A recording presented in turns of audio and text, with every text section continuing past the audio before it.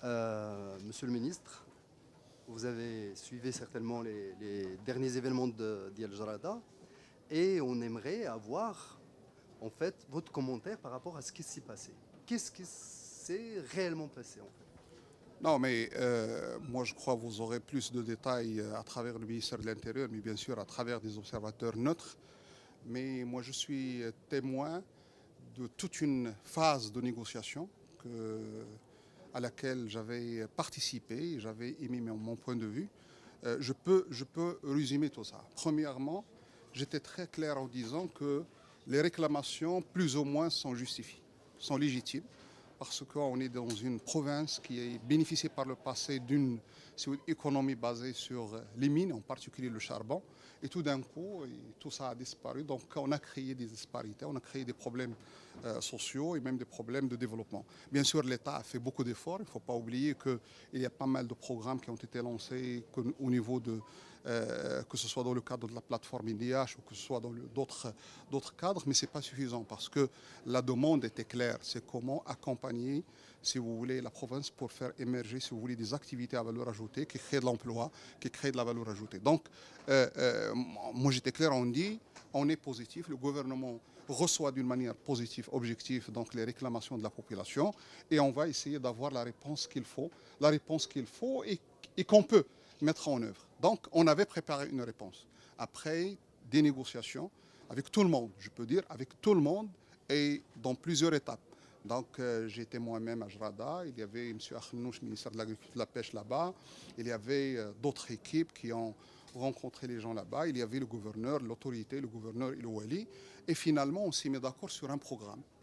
On a reçu des dizaines de réclamations à caractère social, économique, développement urbain, rural, et j'en passe. Et on a reçu les réclamations. Je peux vous dire que la majorité des réclamations sont prises en considération dans le nouveau programme de développement de Jrada qui a été annoncé par l'OLI, par l'autorité locale, et auquel nous adhérons. Donc c'est un programme global, intégré, qui va des petites choses jusqu'à de grandes choses comme... Et d'ailleurs, le slogan global, c'était on veut un vrai projet de développement, ce qu'on appelle développement économique. En arabe, c'est ce que vous la population et tout le monde est d'accord là-dessus. En arabe, Mais بديل اقتصادي. pourquoi Là, parce que ça, on doit le préciser. Monsieur le chef de gouvernement a annoncé des mesures, annoncé donc l'engagement du gouvernement à aller dans ce sens, et on a préparé un programme et on a lancé un programme. A été félicité. Ce programme a été félicité pas uniquement par les officiels, mais a été félicité par des acteurs locaux, la majorité des acteurs locaux, par les syndicats, les élus, la société civile, la population, une grande partie de la population. Mais, et on s'est dit qu'on est maintenant, il y a un engagement, il faut qu'on mette en place des équipes, si vous voulez, de veille, pour qu'ils puissent contrôler en quelque sorte donc la mise en œuvre de ces différentes actions. Et j'en suis témoin, parce que moi-même, au niveau du ministère de l'Énergie et des Mines de Développement Durable, on a commencé à lancer les programmes. On a lancé des programmes et des projets dans le développement urbain, développement durable et en particulier l'environnement. On a lancé des projets dans les mines, la géologie, les mines. On a donné même des autorisations pour les gens qui travaillaient dans les cendriers, ce qu'on appelle les cendriers. Et on a donné des autorisations malgré que la loi ne le permet pas, mais on s'est engagé, c'est une dérogation que j'ai faite et j'ai assumé ma responsabilité. On a décidé même d'encadrer ces gens-là pour qu'ils puissent travailler dans la dignité, assurée et tout ça. Et ça, on a donné. On a donné l'autorisation aux gens qui travaillaient dans le... Hein? Non, on a reçu les demandes sur l'ensemble des puits et on a donné les autorisations. Donc, je ne me rappelle pas, mais de toute façon, on a donné les autorisations. Et on a commencé, bien sûr, les projets. On a terminé des projets d'électricité, mais des projets aussi, lancé d'autres projets. On a commencé même à recruter, parce qu'on va recruter des centaines pour l'électricité. On s'est engagé à ce que plus de 70% soient de la zone, mais on a commencé à faire ça, on a commencé même à former les gens pour qu'ils puissent intégrer. Donc on a commencé à mettre en œuvre donc, des choses. C'est le gouvernement qui s'engage. Et le gouvernement s'est engagé, on a commencé. Mais ça a tardé. Les gens, les gens disent aujourd'hui que 5 mois qu'on a attendu, etc. C'est pour ça qu'il y a eu impatience. Monsieur, vous êtes journaliste. Exactement. Vous savez, pour construire une chambre dans une maison, vous avez besoin d'une année parfois.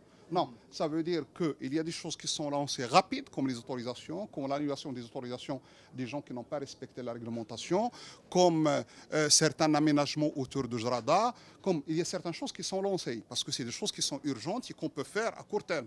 Mais il y a des choses qui demandent plus d'études, parce qu'on ne peut pas lancer, si vous voulez, avoir le potentiel minier dans la zone, il faut avoir une couverture géologique. Et une carte géologique, une seule carte géologique demande à peu près 2 millions de dirhams. Ça veut dire qu'elle demande plus de temps pour qu'on puisse... Et on va découvrir d'autres mines qu'on va mettre à la disposition des investisseurs. Moi, c'est un exemple.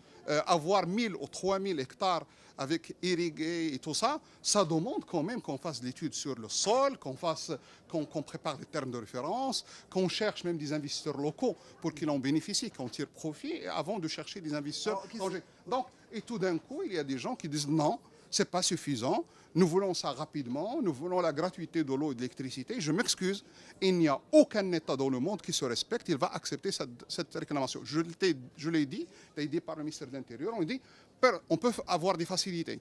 Les pénalités, on peut les abandonner. L'échelonnement des dettes, revoir le système, si vous voulez, de comptage et tout ça, être plus proche des citoyens, ça on peut le faire. Améliorer l'accès aux services d'électricité, de l'eau et même d'autres services, ça on peut le faire.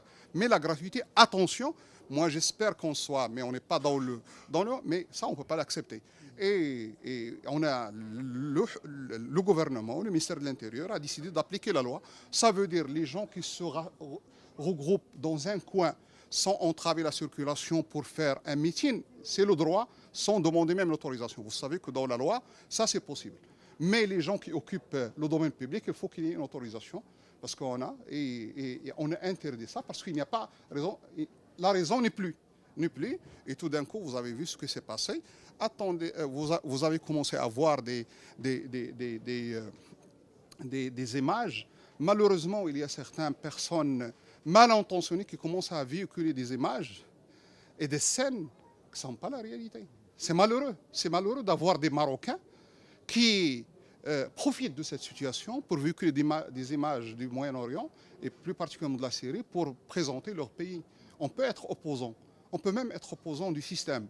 Mais utiliser les mensonges, utiliser ça, parler des vraies réalités, des réalités qui sont réelles, et dire parce qu'il y a des dérapages de la part des autorités, moi je suis d'accord. Et là, on peut s'attaquer en tant que gouvernement, en tant que ministère de l'Intérieur. Mais véhiculer des images pour créer en quelque sorte un cliché, ce qui s'est passé, ça, c'est pas normal. Moi, je crois personne n'est avec le dérapage de quiconque, qu'il soit autorité, qu'il soit officiel et tout ça. Mais personne aussi ne peut accepter qu'on casse, si vous voulez, qu'on casse les institutions. Et moi, je le dis, j'assume ma responsabilité. J'espère que le calme revienne. J'espère que la raison gagne le terrain. Et j'espère qu'on trouvera rapidement une solution pour qu'on puisse aller vers la conclusion de la solution. On ne peut pas mettre en place un projet de développement aussi important qui dépasse... Aujourd'hui, on a déjà lancé 500 millions de dirhams pour la zone. On ne peut pas le mettre en œuvre si on n'a pas un peu de calme. Donnez-nous un peu de temps.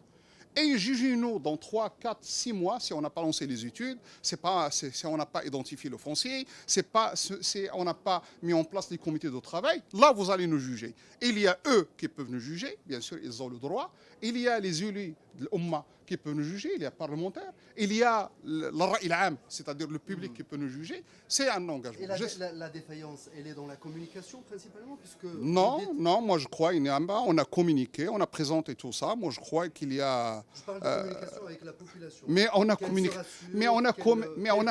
on a communiqué avec la population. Moi j'ai eu plusieurs réunions avec tout le monde. Les autres délégations ont plusieurs réunions.